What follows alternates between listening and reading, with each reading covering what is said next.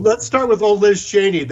Look, Liz Cheney, the evidence is pretty clear with these text messages that Liz Cheney tried to get Cassidy Hutchinson to change her sworn testimony to Congress. That is perjury, subornation of perjury, witness tampering, obstruction of justice, conspiracy. I would say to Liz Cheney, you better lawyer up, because I don't think your daddy's going to be able to get you out of this.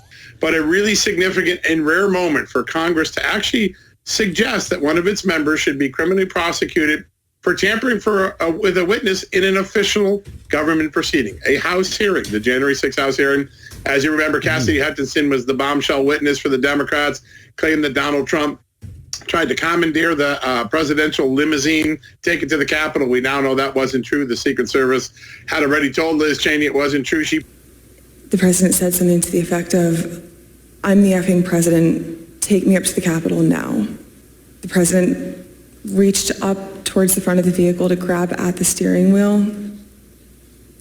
Mr. Engel grabbed his arm, said, "Sir, you need to take your hand off the steering wheel. We're going back to the West Wing. We're not going to the Capitol." Mr. Trump then used his free hand to lunge towards Bobby Engel. And when Mr. Renato had recounted this story to me, he had motioned towards his clavicles. Service had already told Liz Cheney it wasn't true. She presented the evidence anyways to the American public, tried to give it credence. There's some other testimony where Cassidy Hutchinson talks about a document she claims she wrote it. She didn't. Someone else wrote it. All of that is laid out in this report. But the headline is Liz Cheney could be facing an FBI criminal investigation based on this information that Congress has transmitted this morning. Just like the FBI and the DNC in Russiagate, who lied and withheld information of innocence to a federal judge to unlawfully surveil Donald Trump, Liz Cheney and Cassidy Hutchinson have been caught doing the same thing. We have been testifying for 3 years now, including on your show, Grand Juries and elsewhere, that Donald Trump ordered 10,000+ National Guardsmen and women days before January 6th. And the one transcript from Tony Ornato, a career Secret Service officer, who testified 2 years ago corroborating all of that information to be true, was wormholed by Liz Cheney. It turns out that the lies Cassidy Hutchinson and she produced are the Steele dossier of January 6th, and they used the same modus operandi to deprive the American people of the truth. There needs to be some serious congressional action. Liz Cheney isn't in Congress anymore. Somebody should be subpoenaing her tomorrow to ask her what other information of innocence she withheld, because this was singularly the insurrection exoneration of Donald Trump, and Liz Cheney put it in her nuclear football and tried to bury it. We know now that she was conducting backdoor secret communications with Cassidy Hutchinson. This was facilitated by Alyssa Farah Griffin, who is now on The View. She connected Liz Cheney with Cassidy Hutchinson, who had already testified 3 times behind closed doors to this committee. She was an aide to then Chief of Staff Mark Meadows on January 6th. Liz Cheney gets in communication with her. All of a sudden, Cassidy Hutchinson lets go of her attorney, Stephan Passantino, who has a lawsuit, by the way, against the federal government, including the J6 Committee for defamation, for trying to destroy his career. Because what Liz Cheney apparently did is get Cassidy to let go of Stephan, hire 2 other attorneys, and then all of a sudden her story changed. There she is, June 28th, 2022, making up full cloth the story about alleged conduct by the president in the SUV that day. Everyone has denied that story, including the driver of the limo and including Bobby Engel, who was his security detail. She gave this dramatic, sensational account of what she had heard happen. None of it happened. It is a complete fabrication. Now, she did this under oath, right? She also then changed her testimony about seeing weapons or hearing about weapons at the Ellipse. She had testified previously she didn't hear it. Then all of a sudden she did hear it. She claimed that she wrote a note that was supposed to be a tweet that Mark Meadows was dictating that the president could post that day. She said she wrote the note. She didn't write it. It was another attorney in the White House who wrote it. Why would you lie about that? Totally perjured herself, Liz Cheney very likely suborned that perjury, encouraged her to do this, but also tampering with a witness, fabricating evidence, interfering in a congressional investigation. She was a sitting, obviously, congresswoman. She also is an attorney. This is the New York Post that got their hands on this. They were in this encrypted app, Signal. So better than a cell phone, but amazing how this stuff can come back to haunt you. So Alyssa Farah is talking to Liz Cheney.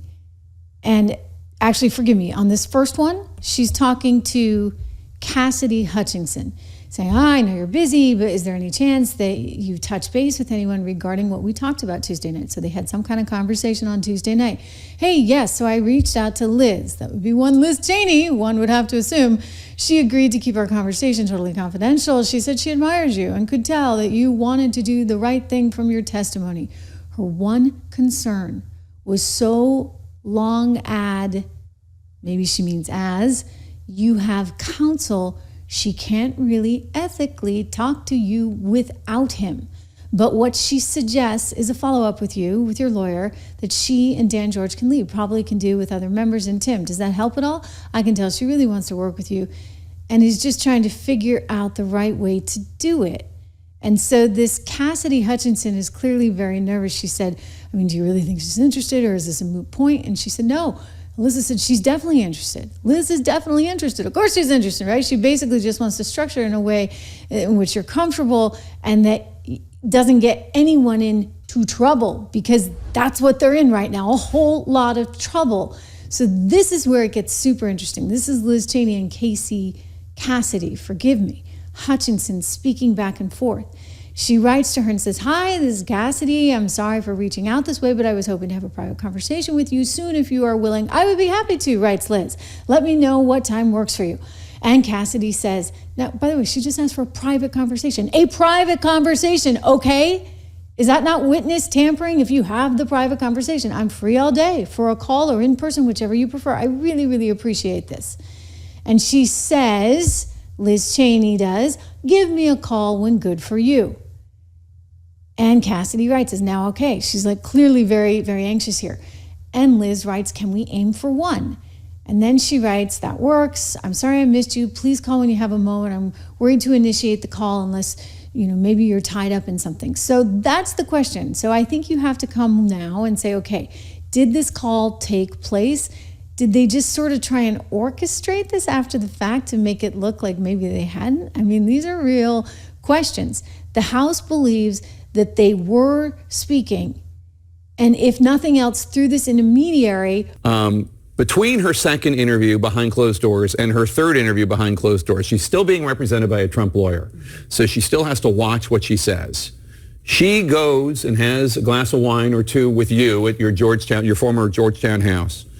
And you guys come up with a way for the truth to come out. Tell us what that is. Because she alludes to it, but you kind of have to read between the lines in the book. Yeah, she came to me after her first 2 testimonies and said, there's more I need to say. I don't know how to go about it. We got together, and over the course of hours of talking about different scenarios, and she frankly sat me down and kind of laid out what she knew. And it was damning, whether it's the burning of documents, whether it's the thinking Mike Pence, the former president thinking Mike Pence should be hung, things that are incredibly important for history and also the criminal investigations. And what we ultimately came up with is I said, what if I can take this information to Congresswoman Liz Cheney and see if she can call you back? And in the meantime, we can look at trying to get you representation pro bono. Luckily, she found fabulous attorneys who represented her pro bono. And you can't forget in this, 25 years old at the time, not somebody who comes from money, not somebody who had some high-paying job, could barely make ends meet and still did the right thing when men with bigger titles and bigger salaries did not. And former Republican Congresswoman Liz Cheney could be in a lot of trouble based on her work on the January 6th committee. He has said he would like to see members of that committee go to jail. Obviously, you know that there was a House Republican report on January 6th. It recommends that there be a criminal investigation into Liz Cheney. Do you think there should be a criminal investigation into Liz Cheney, one of your former colleagues? If she broke the law, why should she be exempt? If I guarantee you, if Manu Raju or you broke the law, they'd drag y'all into court in chains. And why should she be exempt? You don't think Liz Cheney broke the law, do you?